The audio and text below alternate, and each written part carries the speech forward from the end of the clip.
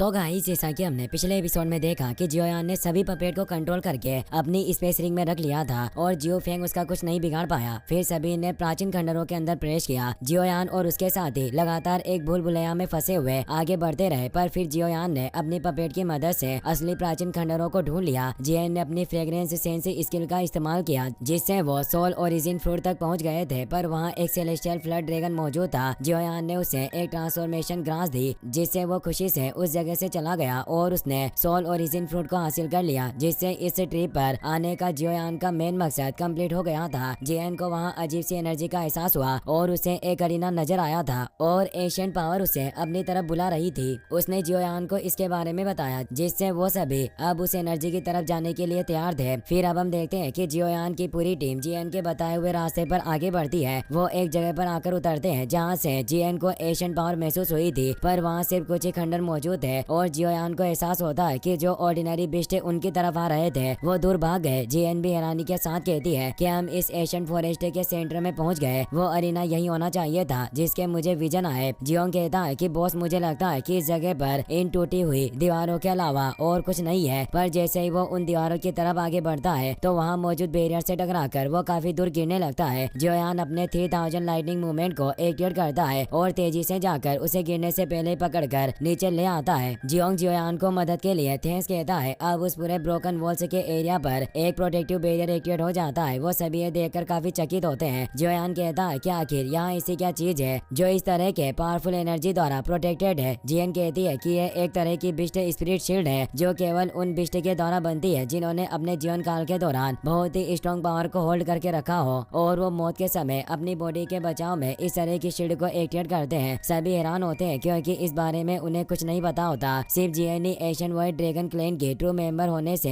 ये जानती थी। जियन उस बिस्ट शील्ड के बिल्कुल करीब पहुंच जाती है। वो कहती है कि मुझे कुछ आवाजें सुनाई दे रही है, जैसे इसके अंदर कोई मुझे बुला रहा हो, और वो अपने हाथ को उस बिस्ट शील्ड पर रखती है। उस शील्ड की एनर्जी उसकी बॉडी में समाहित होने लगती है। जियोयान कहता है कि इस सिचुएशन को देखकर लग रहा है कि इस बिस्ट स्पिरिट शील्ड का जो ओनर रहा होगा वो जरूर एशियन वाइट ड्रैगन क्लैन का मेंबर होगा, जिससे ये स्पिरिट शील्ड जियन के साथ रेजोनेट हो रही है और इस शील्ड में इतनी टेरिफाइंग एनर्जी मौजूद है। यही वजह रही होगी कि हमारा पीछा करने वाले बिस्ट भी खुद ही पीछे हट गए। जियन को उस एनर्जी से वापस से विजन आने लगते हैं, जिसमें वो एशियन वाइट ड्रैगन क्लैन के एंसेस्टर और हेवन डीमन फिनिक्स ट्राइब के एक एंसेस्टर के बीच फाइट देखती है। उनके बीच काफी भयानक युद्ध हुआ, जिसके ऑरा से ही जियन दूर हो जाती है। सभी परेशान होते हैं। वो जियन से पूछना चाहते थे कि आखिर क्या हुआ, पर वो कुछ कह नहीं पाते। जियन बताती है कि इस बिस्ट स्पिरिट शील्ड में न केवल मेरे एशियन वाइट ड्रैगन क्लैन का ऑरा है, बल्कि इसमें हेवन डीमन फिनिक्स क्लैन का भी ऑरा मौजूद है। इसीलिए मुझे जल्दी अंदर प्रवेश करना होगा और देखना होगा कि आखिर अंदर क्या है। वो अपनी पूरी पावर से उस बिस्ट शील्ड पर अटैक करने लग जाती है। उस एनर्जी से पूरी जगह वाइब्रेट कर रही थी। जियन अपनी पूरी स्ट्रेंथ का इस्तेमाल करती है, जिससे वो शील्ड क्रैक हो जाती है और वो सभी लोग एक अलग ही जगह पर पहुंच जाते हैं। सभी उस जगह पर आकर हैरान थे। जियन को वहाँ वो अरीना दिख जाता है जो उसने विजन में देखा था और उसके बारे में अपने साथियों को बताती है। उस अरीना के ऊपर हेवन डीमन फिनिक्स ट्राइब और एशियन वाइट ड्रैगन क्लैन के बॉडी स्टेचू मौजूद है। अब वो सभी उस अरीना के ऊपर आ जाते हैं। जियन बताती है कि हम एशियन वाइट ड्रैगन और हेवन डीमन फिनिक्स ट्राइब के Bisht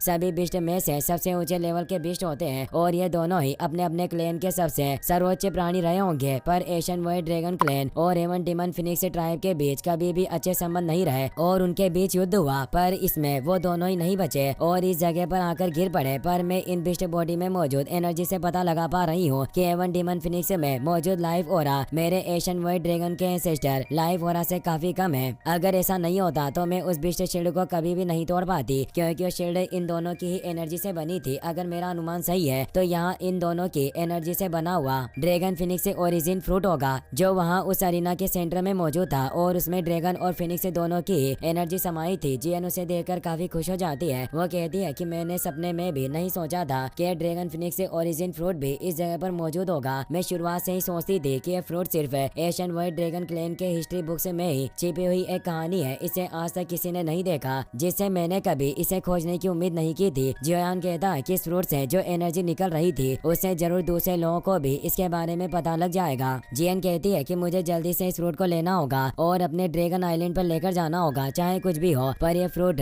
haven demon phoenix tribe के हाथों में नहीं पड़ना चाहिए, वरना इस फ्रूट की मदद से वो हेवन डीमन फिनिक्स ट्राइब के लोग ड्रैगन फिनिक्स ब्लड लाइन में एवोल्व हो जाएंगे और सबसे पावरफुल पावरफुल बन जाएंगे उस वक्त मेरे एशियन वाइड ड्रैगन क्लेन को सबसे ज्यादा खतरा होगा। वो हमें मिटाने की पूरी कोशिश करेंगे। जियन अब उस ड्रैगन फिनिक्स से फ्रूट के पास पहुंच जाती है, पर जैसे ही वो उसे लेने लगती है उसे अजीब सा ऑरा का एहसास होता है। तभी वहाँ एक पोर्टल ओपन हो जाता है। सभी काफी हैरान होते हैं। देखते ही देखते उस पोर्टल में से हेवन डीमन फिनिक्स ट्राइब के एल्डर जुआन के साथ विंग लाइटनिंग पवेलियन लीडर भी अपने दो साथी सिल्वर मून क्लेन और अर्थ टाइगर क्लेन के हेड के साथ आ जाते हैं। उनके साथ 6 डिसेबल भी होते हैं जिनकी पावर फाइट एम्परर लेवल पर होती है। जुआन उन्हें देखकर सिर्फ थोड़ा सा परेशान होता है क्योंकि अब उसकी पावर भी उनसे कमजोर नहीं थी। वेनेरेट ले कहता है कि लड़के आखिर तुमसे दोबारा मुलाकात हो ही गई, आज तुम हमारे हाथों नहीं बचोगे। फेंग किंगर को तभी वहाँ अरीना के सेंटर में मौजूद ड्रैगन फिनिक्स से फ्रूट नजर आ जाता है और वो ईरानी से कहती है कि यह तो वही फ्रूट है जिसका जिक्र लोक कथाओं में है। जियन जल्दी से उस फ्रूट के आगे आ जाती है और कहती है कि मूर्ख पक्षी, ये फ्रूट मेरे एशियन वाइड ड्रैगन क्लेन का है। तुम हेवन डीमन फिनिक्स ट्राइब के लोग इसे लेने के बारे में सोचने की भी कोशिश मत करो, यह काफी अपमानजनक होगा। फेंग किंगर जियोयान से कहती है कि तुरंत अपनी इस लड़की को रास्ते से हटा लो वरना मैं आज तुम सभी को यहीं दफन कर दूंगी। जियोंग को इससे काफी गुस्सा आता है। वो कहता है कि तुम अपने आप को समझती क्या हो, क्या तुम में इतनी हिम्मत आ गई जो तुम हम एशियन वाइड ड्रैगन क्लेन के लोगों की चीजों को छीनने की कोशिश करो। तुम्हारा हेवन डीमन फिनिक्स ट्राइब हमारा मुकाबला करने में बिल्कुल भी सक्षम नहीं है। हेवन डीमन फिनिक्स ट्राइब का एल्डर जुआन हैरानी से कहता है कि यह एशियन ड्रैगन बेयर है। जियो फेंग कहता है कि यह सिर्फ कुछ ड्रैगन ब्लड लाइन के लोगों पर भरोसा करके इतनी अकड़ दिखा रहा है, लगता है कि यह अपनी सीमाएं नहीं जानता। हमें जल्दी इसे इसकी औकात दिखानी होगी। एल्डर तियान वो कहते हैं कि अगर तुम्हें हमारी पावर पर विश्वास नहीं है तो आओ और खुद हमारी पावर को परख लो, और अब वो सभी लड़ने के लिए तैयार हो जाते हैं। जेएन भी अपने ओरा को एक्टिवेट कर लेती है। हेवन डीमन फिनिक्स ट्राइब का एल्डर जुआन कहता है कि यह ड्रैगन फिनिक्स से ओरिजिन फ्रूट सिर्फ हमारे ही हेवन डीमन फिनिक्स ट्राइब का होना चाहिए, और वो अपनी एनर्जी को फैलाते हुए कहता है कि लड़के जियोयान यहाँ से अभी निकल जाओ और मैं तुम्हारी जान बख्श दूंगा। उसके ओरा से पूरी जगह हिल गई थी, पर जियोयान भी डरने वाला नहीं था। वो कहता है कि आज मैं भी देखना चाहता हूँ कि कौन इस ड्रैगन फिनिक्स से ओरिजिन फ्रूट को हासिल करता है, और अपनी हेवनली अर्थ पपेट और बाकी की उन सभी पपेट को बाहर निकाल लेता है जिस पर अब उसने कंट्रोल कर लिया था। उसके पास टोटल अब